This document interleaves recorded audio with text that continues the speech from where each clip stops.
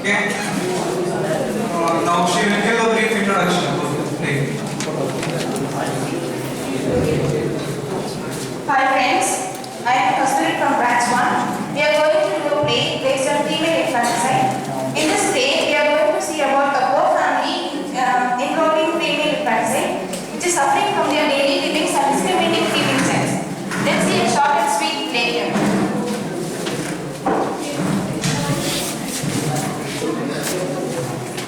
இது ஒரு எளிமையான ஏழை குடும்பம்.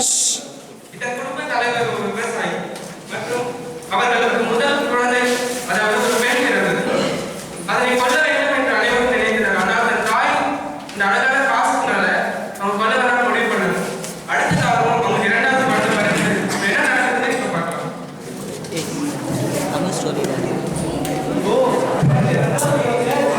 ஆள் கொடுப்பாங்க.